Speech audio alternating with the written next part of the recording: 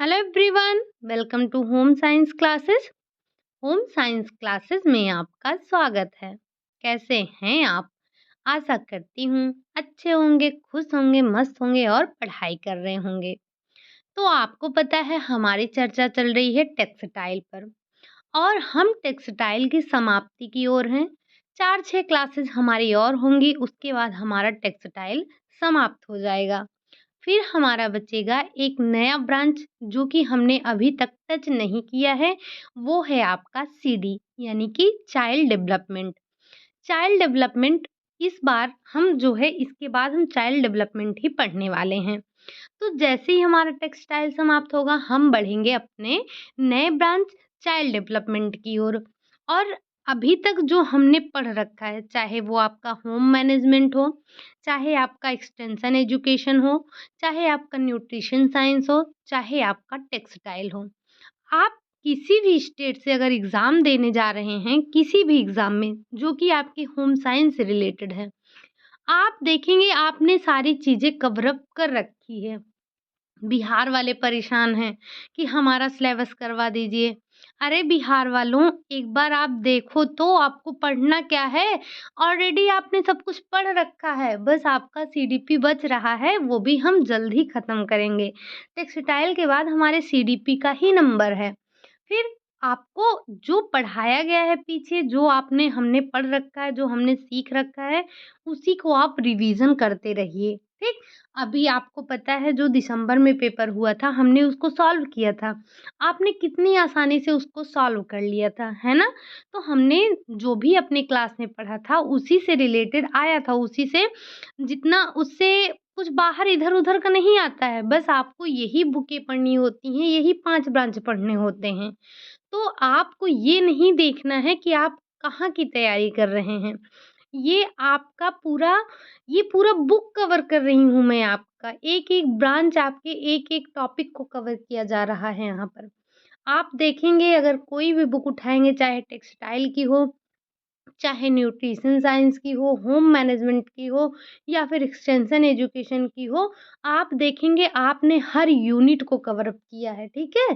तो आप इसके लिए ना परेशान हों कि बिहार वाले रह जा रहे हैं, उत्तराखंड वाले रह जा रहे हैं, झारखंड वाले रह जा रहे हैं, अब चंडीगढ़ में आ रही है वैकेंसी वहाँ वाले रह जा रहे हैं। तो आप अपने सिलेबस को देखिए कि हमें पढ़ना क्या-क्या है। जब आप सिलेबस देखेंगे तो आपको समझ में आएगा हमने तो सब कुछ पढ़ रखा है। बस आपको उसको गहराई से समझना है। और मुझे कमेंट भी आया था कि हम पढ़ते बहुत हैं लेकिन सब भूल जाते हैं। तो देखिए पैनिक होके पढ़ाई नहीं होती है। बस आप कभी याद करने के लिए मत पढ़िए। बस पढ़ते जाइए, वो अपने आप याद होता आपको चला जाएगा। आप छोटे बच्चे नहीं हैं, गिनती पहाड़ा नहीं याद करना है आपको कि आप रट्टा मार लेंगे और याद हो जाएगा। आप जब उसे बार-बार पढ़ेंगे, समझेंगे तो अपने आप समझ में आएगा, ठीक है? तो परेशान मत हुआ कीजिए आप लोग, पढ़ाई करते रहिए और जिस आप में से जिसको भी पीडीएफ से रिलेटेड जानकारी चाहिए, हम पीडीएफ के बारे में लास्ट में बात करेंगे। लेकिन आप में से जिसने भी टेलीग्राम नहीं जॉइन किया है, तो टेलीग्राम जॉइन कर लीजिए क्योंकि रात 9 बजे वहाँ पर आपको क्विज़ मिलती है जिसमें आपको 10 क्वेश्चन मिलते हैं, तो आप वहाँ से सॉल्व कर लीजिए, आपको पैसा नहीं लगना है। बस जो क्वेश्चन मैं बनाती हूँ, आप उसे कर लेंगे तो मेरी भी मेहनत सफल हो जाएगी और आपका भी क्वेश्चन सॉल्व हो जाएगा, आपकी भी प्रैक्टिस हो जाएगी, तो नुकसान किसी का नहीं है। चलिए आज हम बढ़ते हैं अपने दाग धब्बे की ओर। तो आपको पता है कि ये जो दाग धब्बे होते हैं, ये अचानक, अनदेखे, अनजाने कोई भी दाग धब्बे हमारे वस्त्रों पर लग जाना एक स्वाभाविक सी बात है, ठीक? अब दाग पड़ते ही उसे तुरंत छुड़ाने का प्रयत्न करना चाहिए क्योंकि अगर आप तुरंत दाग नहीं छुड़ाते हैं तो वो उसका दाग रह जाता है। अब जब आप तुरंत छुड़ा लेते हैं तो फिर भी ठीक होता है, वो छूट जाता है। लेकिन आपने अगर उसको का छोड़ दिया काफ़ी दिन तक धोए नहीं, आपने उसको सफाई नहीं की उसकी, तो दाग उसका रह जाता है। अब कुछ दाग धब्बे तो ऐसे होते हैं जो आपके पानी से ही छूट जाते हैं। जैसे जैसे मान लेते हैं हमने चाय और कॉफ़ी का दाग लग गया, तो ये तो आपका तुरंत आप धुल देते हैं, तो ये पानी से ही छूट जाता है। इनको धोने के लिए हमें जो है पानी की आवश्यकता होती है, फिर अपने आप दाग जो है थोड़ा धीमा पड़ जाता है और हम उसको बाद में साबुन-वाबुन से छुड़ा लेते हैं, या फिर आपको पता है धूप से भी क्या होता है, धूप से भी जो है दाग निकल जाते हैं। और कैसे होता है, तो एक हम लोग की बड़ी प्रॉब्लम है, एक लिपस्टिक की दाग और दूसरा सिंदूर का दाग। तो ये भी हमारे कपड़ों में लगना एक आम सा दाग हो गया है। नेल पॉलिश का दाग दाग लगता है, रंग का दाग लग जाता है, जंग का दाग लग जाता है। तो ये तमाम प्रकार के दाग होते हैं जो कि साबुन और पानी से नहीं छूटते हैं। तो इनके लिए हमें कुछ रसायनों का भी प्रयोग करना पड़ता है। कुछ दागों को छुड़ाने के लिए अवशोषकों का प्रयोग करना पड़ता है। अब अवशोषक और घोलक बताने की आवश्यकता नहीं है, इतना मैं समझ पा रही हूँ, क्योंकि हमने अभी हाल ही में क्या पढ़ा था, घोलक और अवशोषक के बारे में पढ़ रखा है।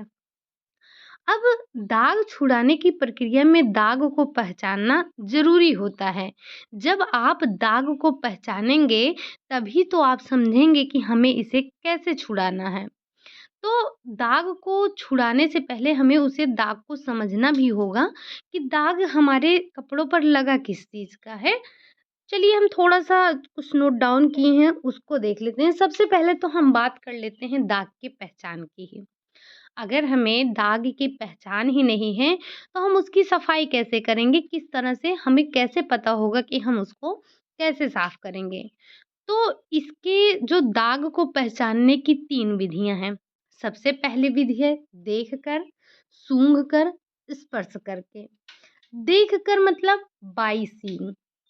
जो दाग आपके सामने ना पड़ा हो और आप उसके विषय में कुछ नहीं जानते हो, फिर भी उसे आप देखकर पहचान सकते हैं। आप जैसे उसका रंग देखकर दाग पहचान सकते हैं। जैसे जैसे नीली स्याही का रंग हो गया, चाय कॉफ़ी का रंग हो गया, जो हम तरकारी खाते हैं, सब्ज़ी खाते हैं, उसमें जो हल्दी होती है उसका दाग हो गया, नेल पॉलिश का दाग हो गया। तो ये तमाम प्रकार के दाग ऐसे होते हैं जिनको हम देख कर ही समझ जाते हैं कि ये कैसे दाग होते हैं। दाग का आकार और उनका बाह्य स्वरूप देखकर भी पहचाना जा सकता है। जैसे जैसे तेल या फिर घी का दाग वस्त्र पे क्या होता है, फैल जाता है। एनामेल पेंट गाढ़ा होने के कारण वस्त्र पर मोटी परत के रूप में चिपक जाता है। तो हम इन सब चीज़ों को देख कर ही समझ जाते हैं कि दाग हमारा कौन-सा है। अब अगली विधि जो होती है हमारे दाग पहचानने की, वो होती है सूंघ कर या फिर गंध द्वारा। ऐसे तमाम प्रकार के दाग होते हैं जिनको हम सूंघ कर मतलब उनके गंध से ही पहचान लेते हैं कि ये किस चीज़ का दाग है। उनको जो एक मानते हैं कोई ऐसा होता है कुछ दाग जो जिसकी तीव्र गंध होती है।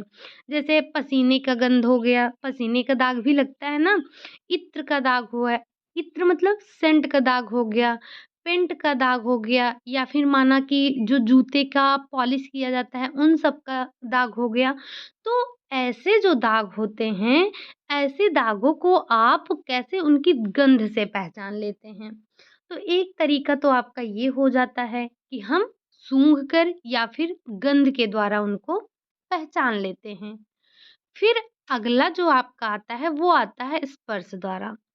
स्पर्श द्वारा मतलब कुछ दाग ऐसे होते हैं जिनको आप छूकर मतलब उनको स्पर्श कर कर ही पहचान सकते हैं। जैसे जैसे कस्टर्ड हो गया, दूध का दाग हो गया, अंडे का दाग हो गया, ये सारे दाग सूख कर वस्त्र को कुछ कड़ा सा बना देते हैं। तो जब आप इनको टच करते हैं तब आपको पता चलता है अरे ये तो दूध का दाग है, अंडे का दाग है, कस्टर्ड दाग है। तो आपको छू कर इन्हें पता चल जाता है। जैसे पेंट का दाग लग गया, नेल पॉलिश का दाग लग गया। तो जब ये सारे दाग लगते हैं आपके कपड़ों पर, तो आपके वस्त्र जो होते हैं उन पर एक मोटी-सी परत बन जाती है, ठीक? या फिर च्युइंगम का दाग हो गया, चॉकलेट का दाग हो गया।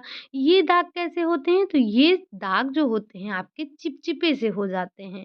तो हम दागों को 3 विधियों से पहचान लेंगे।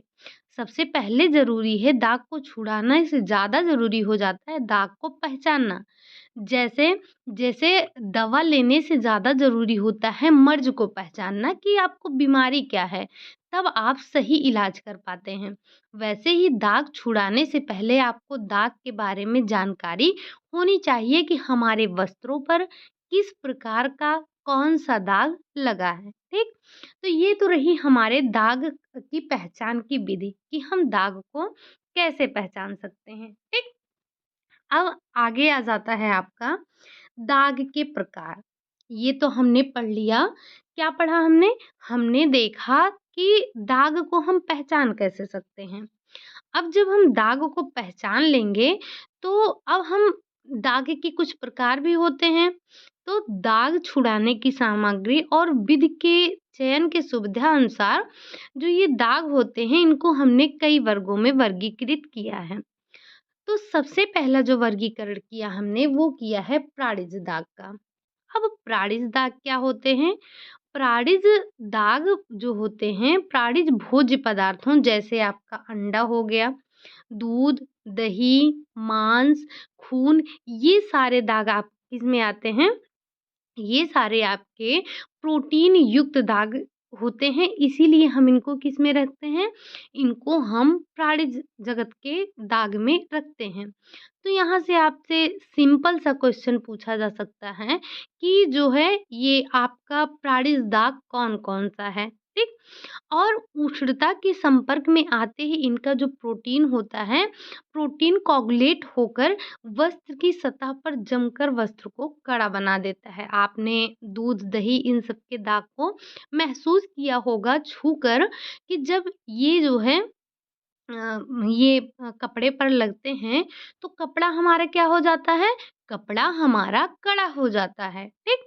इन्हें ठंडे पानी से धोना आवश्यक होता है। जो हमारे दाग धब्बे होते हैं, इनको आपको जो प्राणिज दाग धब्बे होते हैं, इन्हें आपको ठंडे पानी से धोना चाहिए। इन पे आपको गर्म पानी का प्रयोग नहीं करना चाहिए। अगला जो हमारा दाग है, वो है वानस्पतिक दाग। अब वानस्पतिक दाग क्या होता है? तो इसके अंतर्गत आप हल्दी हो गया, कढ़ी हो गया, सब्जी हो गया, अचार, चाय, कॉफ़ी, इन सारे दाग धब्बों को आप इसमें रखते हैं। अब ये जो आपके दाग धब्बे होते हैं, चाय, कॉफ़ी, फल इन सब के दाग धब्बे आपके ये यहाँ से आप अचार हटा देंगे यहाँ से। अचार जो है आपका चिकनाई में आ जाएगा क्योंकि इसमें तेल होता है, लेकिन यहाँ पर हल्दी की वज़ह से इनको वानस्पतिक में रखा गया है, ठीक? तो इनको क्या होता है ये अम्लीय होते हैं, जो आपके वानस्पतिक होते हैं नहीं आप इनको रहने दीजिए। तो ये जो वानस्पतिक में होते हैं आपके, ये अम्लीय होते हैं, इनको पृथक करने के लिए क्षारीय पदार्थ की आवश्यकता लेनी पड़ती है। जो आपके वानस्पतिक होते हैं, ये अम्ल युक्त होते हैं और इन्हें छुड़ाने के लिए हमें किसकी आवश्यकता होती है? तो इन्हें छुड़ाने के लिए हमें आवश्यकता होती है क्षारीय पदार्थ की। क्षारीय पदार्थ की आवश्यकता होती है अम्लीय दाग को छुड़ाने के लिए। अगला जो दाग आता है हमारा वो आता है चिकनाई युक्त दाग धब्बे। चिकनाई युक्त में वही आपका घी हो गया, तेल हो गया, मक्खन हो गया या जो हम बाल में तेल लगाते हैं या फिर कोई भी तैलीय जो भोज्य पदार्थ हैं वो आप इस वर्ग में रखते हैं। ठीक? और और करते क्या हैं तो इनको अवशोषक या फिर घोलक के द्वारा छुड़ाते हैं। ये हमने पहले भी देख रखा है और अवशोषक, घोलक क्या-क्या होते हैं ये आपको पता है। ठीक? अब अगला है आपका खनिज का दाग। खनिज का दाग क्या होता है? तो जो जंग हो गया या कोई धातु का दाग हो गया, ये आपके खनिज दाग होते हैं। जंग का भी दाग तो लगता है, जैसे आपके घर पे जो हैंगर होता है, अगर वो उसपे प्लास्टिक नहीं लगा है और आपने कई दिन तक उसपे अपने कपड़ों को टाँग कर रखा है, थोड़ा-सा भी सीलन लगा, तो क्या होता है उस पर जंग लग जाता है। तो जंग भी आपका एक दाग का ही प्रकार होता है, ठीक? अगला क्या आ जाता है आपका? अगला आ जाता है रंग का दाग। अब ये रंग का दाग क्या होता है? तो रंगों के दागों में अम्ल और क्षार मतलब अम्ल या फिर क्षार युक्त पदार्थ पाए जा सकते हैं। ये आपने देखा है कि जो हमारे रंग होते हैं वो अम्लीय और क्षारीय दोनों होते हैं। तो दाग छुड़ाने से पहले इनकी प्रकृति के बारे में हमें पता होना चाहिए कि जो हमारा रंग है वो अम्लीय है या फिर वो क्षारीय है। ठीक। अगला जो दाग है हमारा वो है पसीने का दाग। जो हमने अगला वर्गीकरण किया है वो पसीने का दाग है आपका। पसीना मानवीय स्रोत है, लेकिन पसीने को हम प्रोटीन जगत में नहीं रखेंगे। हम इसमें पसीने में प्रोटीन अनुपस्थित होने के कारण इसे आप प्राणिज जगत के दाग में वर्गीकरण नहीं कर सकते हैं। ये अम्ल युक्त दाग होते हैं जो ठंडे पानी या फिर अमोनिया के तनु घोल के द्वारा आप इनको साफ कर सकते हैं। लेकिन ध्यान रखिएगा कि जो पसीने का दाग है इसे आप प्राणिज जगत में नहीं रखेंगे, क्योंकि इसमें प्रोटीन नहीं पाया जाता है। अगला जो दाग है आपका वो है झुलसने के दाग। झुलसने के दाग क्या होते हैं? तो अनजाने में अत्यधिक गर्म प्रेस का उपयोग कर लेना। मतलब झुलसते कैसे हैं? जब कभी-कभी आप कपड़े को प्रेस कर रहे होते हैं, इस्त्री कर रहे होते हैं, तो ऐसे में कभी-कभी हमसे गलती से ज़्यादा गर्म प्रेस जो है वो चल जाता है और जो है जो कपड़ा होता है वो दाग उस पर धब्बे से दिखाई देने लगते हैं। तो इन्हें पानी में धोकर धूप में सुखाकर इनको ब्लीच किया जाता है और बोरेक्स या फिर अमोनिया के द्वारा इनको छुड़ाया जा सकता है। ठीक। अगला जो है आपका वो है घास के दाग। अब ये घास के दाग क्या होते हैं? तो इनकी विशेषता ये होती है कि ये पर्णहरित युक्त होते हैं। क्या होते हैं? पर्णहरित मतलब क्लोरोफिल। ये हमने बचपन से पढ़ रखा है कि जो हरी पत्तियाँ होती हैं उनमें क्या होता है? उनमें क्लोरोफिल होता है। तो ये क्या होते हैं? क्लोरोफिल युक्त होते हैं।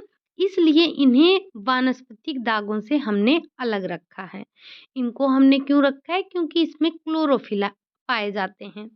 ये दाग साबुन पानी से छूटे जा सकते हैं और नहीं अगर छूटते हैं तो मिथिलेटेड स्पिरिट का हम प्रयोग इन पर कर सकते हैं। बाकी ये पानी से सामान्यतः छूट जाते हैं। ये अभी हम दाग के प्रकार के बारे में चर्चा कर रहे हैं, छुड़ाने की चर्चा हम अभी बाद में करेंगे। फिलहाल तो हम सिर्फ और सिर्फ अभी दाग के बारे में बात कर रहे हैं कि कौन-कौन से दाग होते हैं। अगला जो आपका दाग का प्रकार है वो आ जाता है आपका रंग अथवा वार्निश के दाग। अब वार्निश के दाग क्या होते हैं?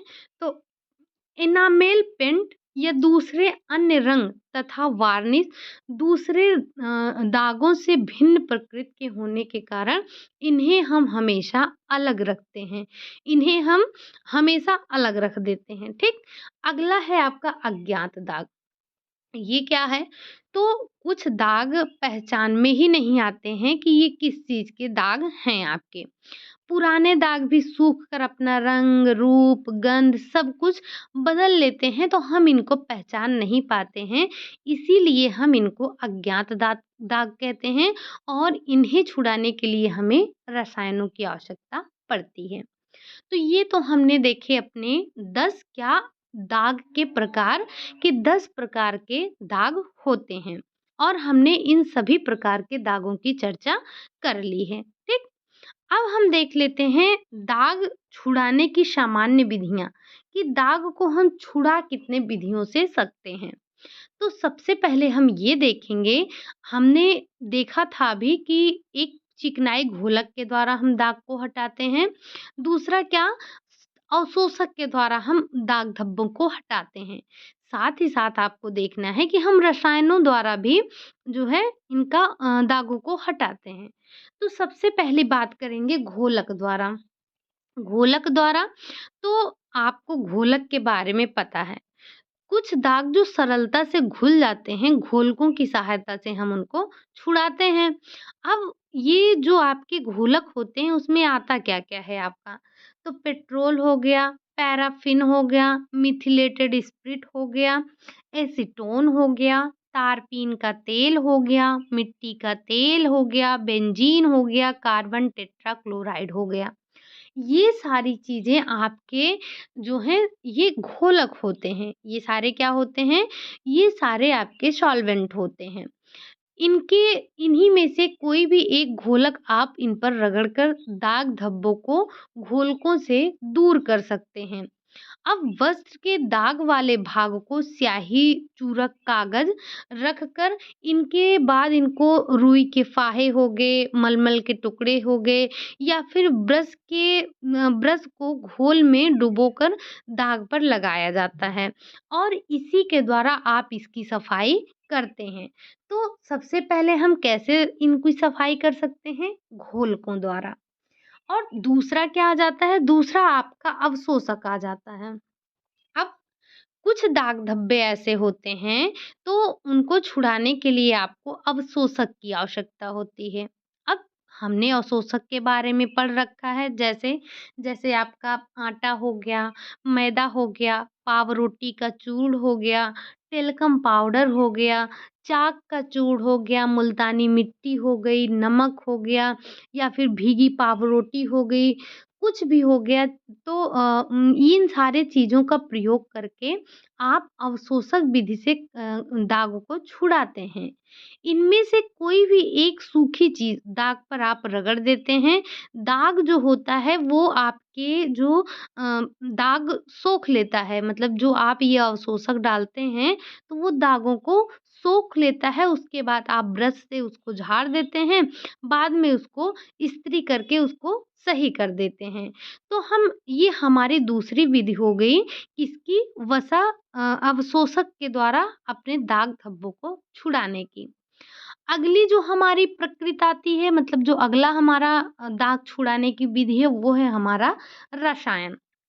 अब रसायन में आप किस-किस का प्रयोग करते हैं? तो सोडियम कार्बोनेट हो गया, सोडियम हाइड्रॉक्साइड हो गया, अमोनिया हो गया, बोरेक्स हो गया, हाइड्रोजन पेरोक्साइड हो गया, पोटेशियम हाइड्रॉक्साइड हो गया, ऑक्ज़ैलिक एसिड हो गया, एसिटिक एसिड हो गया, सिरका हो गया, ये आपका और क्या हो गया? ये आपका ओलंपिक नहीं, ये ओलिक है, ओलिक एसिड हो गया, सल्फ्यूरिक एसिड हो गया, एसीटोन हो गया, सोडियम परबोरेट हो गया, पोटेशियम परमैंगनेट हो गया। ये सारी चीज़ें आपके सर्फ़, डिटर्जेंट, ये सारी चीज़ें किसमें आती हैं? ये है नीचे अभी है। तो ये सारी चीज़ें आपकी आती हैं किसमें? रसायन में आती हैं। तो दाग छुड़ाने के लिए किसी भी रसायन का उपयोग करते समय हमें ये सावधानी बरतनी चाहिए कि रसायन कम समय के लिए वस्त्र के संपर्क में रहे। आप जितना देर तक जो है रसायन को कपड़ों पर लगा कर रखेंगे, वस्त्र उतना ज़्यादा खराब होगा। अब रसायन में वस्त्र का दागदार भाग डुबो देंगे, उसको स्पंज करेंगे, उस पर स्ट्रीमिंग देंगे, दाग पर रसायन को बूँदें डालकर ही दाग को छुड़ाएँगे। तो इस तरह से जो आपका रसायन होता है उसे हमें कम से कम अपने वस्त्रों पर लगाकर अपने दाग धब्बों को छुड़ाना होता है। तो ये 3 विधियों से हमने देखा कि हम दाग को छुड़ा सकते हैं। वैसे तो आपके बुक में करीब-करीब 25-30 और एक बुक में तो आपके लगभग 40 से 45 दाग धब्बे छुड़ाने की विधियाँ दी गई हैं। तो लेकिन कुछ दाग धब्बे ऐसे हैं जो कि सामान्यतः आपसे पूछे जाते हैं, तो हमने उसको नोट डाउन कर लिया है और आपको बता भी दे रहे हैं। ये आपके लिए इम्पोर्टेंट है, लेकिन अगर आप चाहते हैं कि वो जो आपकी बुक में और भी हैं, हम उनको दे दें, तो हम उसको आपको टेलीग्राम पर आपको भेज देंगे। वो बुक से ही डायरेक्ट आपको मिल जाएगा, बुक में शायद 5-6 पेज में है। तो वो आपको मिल जाएगा टेलीग्राम पे, आप टेलीग्राम जॉइन करके उसको ले लीजिएगा। उसके लिए आपको कोई कुछ भी पे नहीं करना है, ठीक? जो दाग धब्बे हैं आपके। तो कुछ दाग धब्बे हैं जिसके बारे में हम यहाँ चर्चा कर ले रहे हैं, बाकी आप आपके बुक में जो दिए गए हैं 40-45, अगर आप उनको पढ़ना चाहते हैं, पूरा पढ़ना चाहते हैं, तो ये अच्छी बात है, एक बार पढ़ लेंगे अच्छा रहेगा। तो मैं उसको टेलीग्राम पर भेज दूँगी, आप वहाँ से उसे नोट डाउन कर लीजिएगा, या फिर नोट डाउन क्या करेंगे, बहुत ज़्यादा है तो आप उसे क्या करेंगे, एक बार सिर्फ़ सरसरी निगाह से उसको पढ़ लेंगे। और उसमें आपको ये भी फ़ायदा है कि उसमें आपको जो है अलग-अलग वस्त्रों का दिया गया है। कुछ आपके जैसे सूखे दाग के बारे में दिया गया है, ताज़े दाग के बारे में दिया गया है, तो अलग-अलग दिया गया है। आप उसे एक बार पढ़ लेंगे तो आसानी से आपको समझ में आ जाएगा। चलिए अब हम देख लेते हैं इन दाग धब्बों को छुड़ाने की विधियाँ। सबसे पहले लिपस्टिक का दाग ही देख लेते हैं, क्योंकि ये हम महिलाओं के लिए क्या है, वरदान है। लिपस्टिक का दाग तो वरदान है समझ लीजिए, ठीक? एक लिपस्टिक और एक सिंदूर का दाग। तो सबसे पहले हम बात कर लेते हैं लिपस्टिक के दाग की। जब लिपस्टिक का दाग लग जाता है तो उसको हम कैसे छुड़ाते हैं? सबसे पहले आप करेंगे क्या? तो स्प्रिट या फिर अल्कोहल से दाग को स्पंज करेंगे। क्या करेंगे? स्प्रिट या फिर अल्कोहल से दाग को स्पंज करेंगे।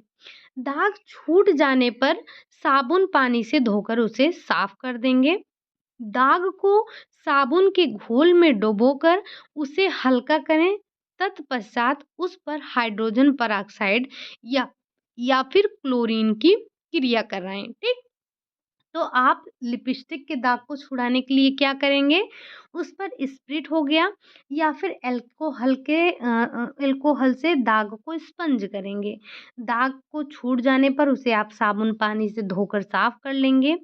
दाग को साबुन मतलब अगर फिर भी साफ नहीं होता है तो उसके बाद की ये क्रिया बताई जा रही है कि दाग को साबुन के घोल में डुबोकर उसे हल्का करें। उसके बाद उस पर हाइड्रोजन पेरोक्साइड या फिर क्लोरीन की क्रिया कराएँ, ठीक? अगर नहीं छूटता है तो दाग। अब कोई भी दाग हो, आपने देखा होगा जब आप दाग छुड़ाते हैं तो एक ही बार में कोई दाग नहीं छूट जाता है। अगर ऐसे चाय-कॉफ़ी का दाग हो गया तो बात अलग है, लेकिन अगर कोई वैसा दाग लग गया है आपके कपड़ों पर, हल्दी वगैरह का ही दाग लग गया है, तो इतनी आसानी से नहीं छूटता है। तो उसके लिए आपको 2-3 बार साफ करना पड़ता है।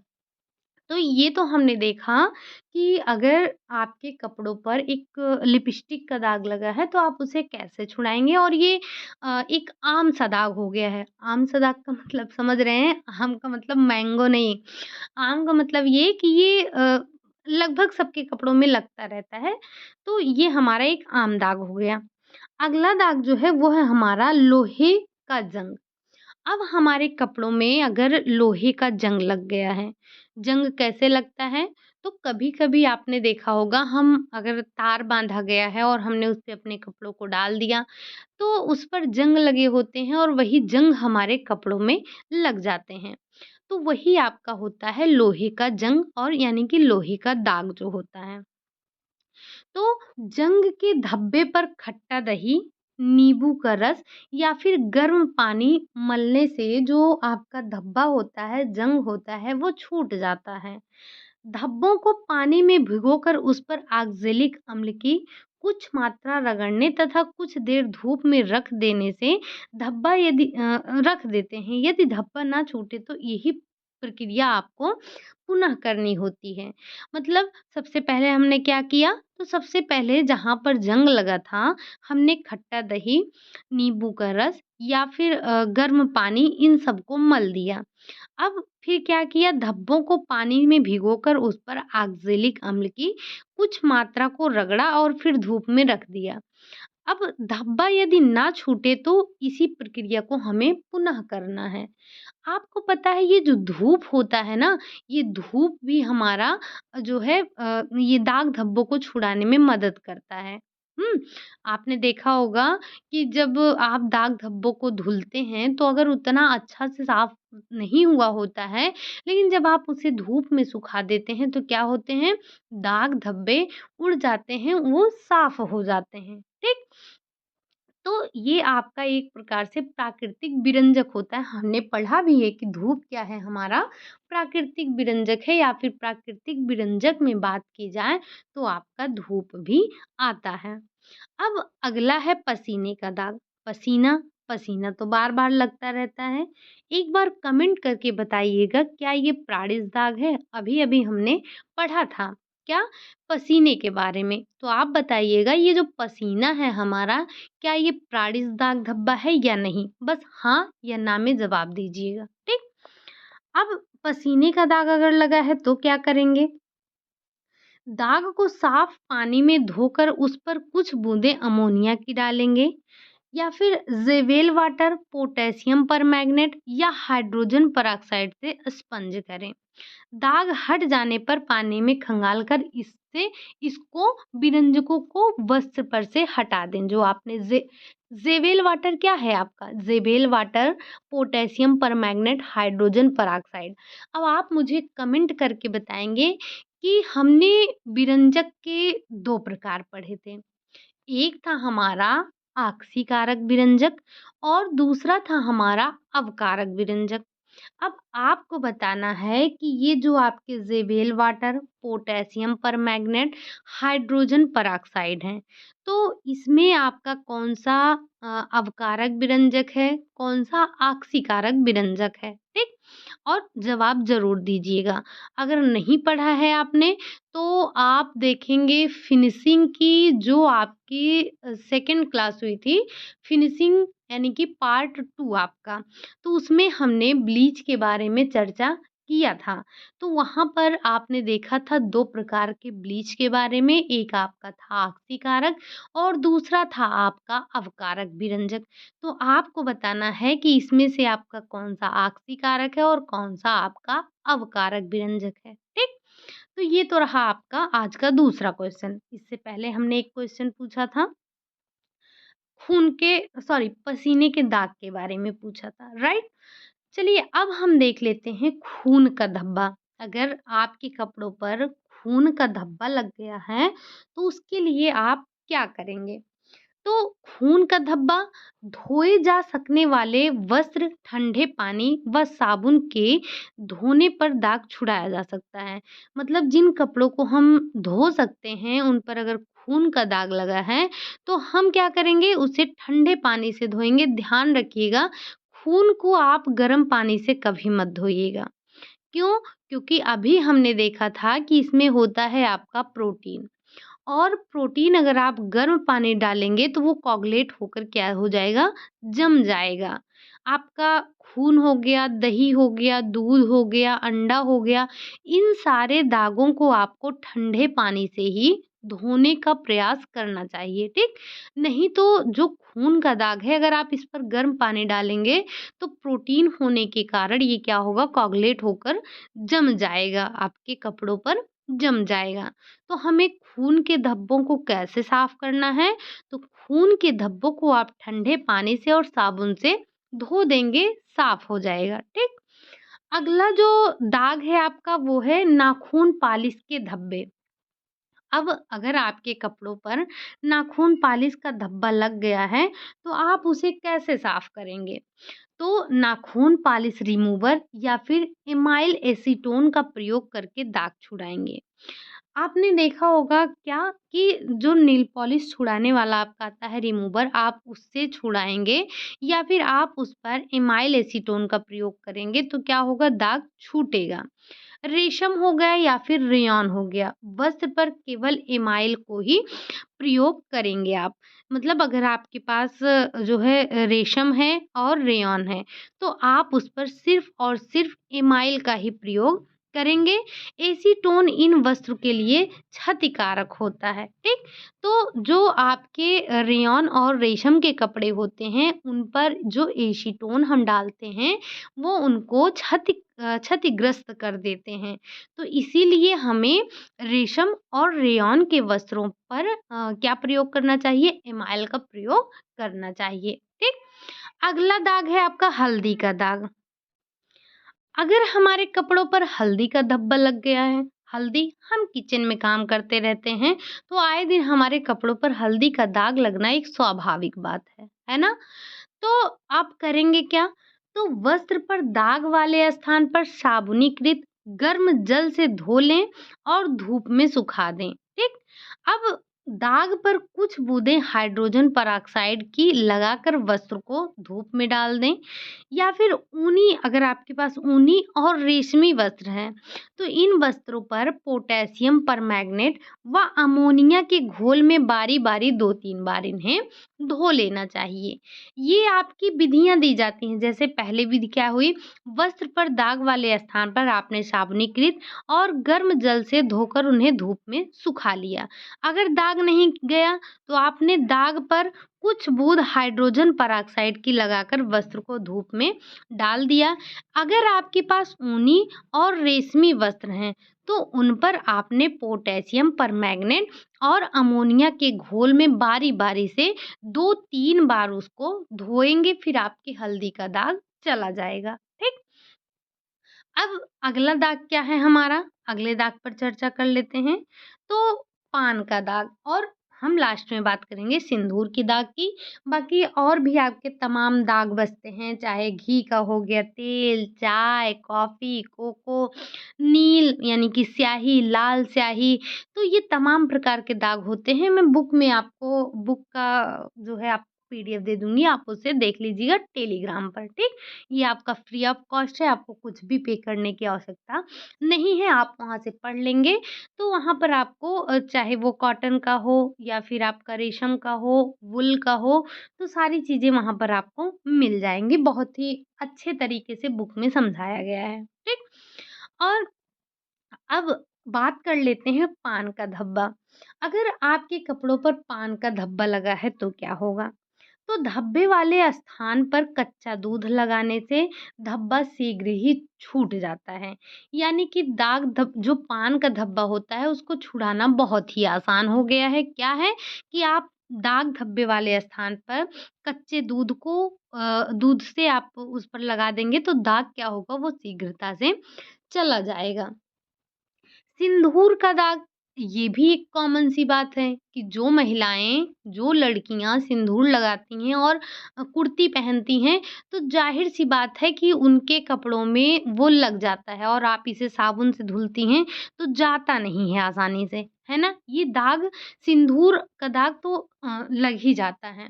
तो अगर सिंदूर का दाग लगा है तो क्या करेंगे? सिंदूर का दाग, दाग वाले स्थान को साबुनीकृत गर्म जल से धोएँ, उस पर हाइड्रोजन पेरोक्साइड की कुछ मात्रा लगाकर कुछ देर तक रखा रहने दें। अब वस्त्र को पानी से धोकर धूप में सुखा लें। तो जो आपकी सिंदूर का दाग है वो ठंडे पानी से नहीं जाता है, उसके लिए करेंगे क्या? तो आप साबुनीकृत गर्म जल से उसको धोएँगे, फिर उस पर हाइड्रोजन पेरोक्साइड लगाकर थोड़ी देर रख देंगे, रखने के बाद उसको पानी में धुल लेंगे, धुलने के बाद आप धूप में सुखा देंगे तो दाग धब्बे आपके छूट जाएँगे, ठीक? तो ये तो थे आपके कुछ इम्पोर्टेंट दाग धब्बे जो कि आपसे पूछे भी गए हैं, जैसे लिपस्टिक, नेल पॉलिश और आपका सिंदूर का दाग, पान का दाग, दूध का दाग, खून का दाग, ये कई दाग आपसे पूछे जा चुके हैं। तो हमने इनके बारे में डिस्कस कर लिया। तो ये आपके इतने इम्पोर्टेंट इम्पोर्टेंट थे, बाकी और भी आपके लिए इम्पोर्टेंट है, तो एक बार उसको आप पढ़ ज़रूर लीजिएगा। मैं आपको टेलीग्राम पे उसको भेज दूँगी अभी, ठीक? तो आप उसे एक बार ज़रूर देख लीजिएगा, ठीक? ये थी हमारे दाग धब्बे की क्लास। सब पहले हमने क्या देखा कि दाग धब्बों की पहचान कैसे करेंगे, फिर इनको छुड़ाने की विधियाँ क्या हैं, फिर हमने बात किया कि हम इनको छुड़ाते कैसे हैं, और ये मतलब छुड़ाने के लिए आप किस-किस का प्रयोग करते हैं। अगर जो मैं आपको पीडीएफ दूँगी, जैसे आपके पास, मेरे पास 2 बुक हैं, तो एक बुक में मुझे थोड़ा उतना सही नहीं लगा जितना सही मुझे डॉक्टर रीना खनूजा मैम की बुक में लगा, तो मैं वही आपको दूँगी। उसमें करीब-करीब शायद 40 प्लस ही हैं, 40 प्लस दाग धब्बे दिए गए हैं। तो आप एक बार उनको पढ़ लेंगे तो आपका जो है पूरा डाउट क्लियर हो जाएगा। जैसे अभी हमने क्या देखा, हमने पोटेशियम परमैंगनेट की बात की, हमने सोडियम बाईसल्फ़ेट की बात की, हमने सोडियम परबोरेट की बात की, हमने सल्फ्यूरिक एसिड की बात की, हमने बोरेक्स की बात की, हमने तमाम रसायनों की बात की, हमने घोलकों की बात की, हमने अवशोषकों की बात की। तो जब आप उस पीडीएफ को देख लेंगे तो आपके सारे डाउट क्लियर हो जाएँगे कि कहाँ हमें किस चीज़ का प्रयोग करना है, ठीक? तो बस हम आज के लिए यही इतना रखते हैं, बाकी आप पीडीएफ ज़रूर ले लीजिएगा। पीडीएफ क्या, वहाँ पर आपको पेज ही मिल जाएगा, तो आप वहाँ से देख सकते हैं। वो आपके लिए बहुत अच्छा रहेगा, आसानी से आपको समझ में भी आएगा, ठीक? वैसे मेरे पास नोट्स भी मैंने बनाए हैं, लेकिन मैं आपको बुक वाला ही भेज दूँगी, वो ज़्यादा अच्छा रहेगा। क्योंकि नोट्स में हो सकता है कुछ चीज़ें मेरी आपको ना ही समझ में आएँ, तो इसीलिए हम क्या करेंगे, हम आपको बुक का ही भेज देंगे। और आप में से जो लोग अभी टेलीग्राम जॉइन नहीं किए हैं, तो जॉइन कर लीजिए, क्योंकि आपको ये वहीं पर मिलेगा, ठीक?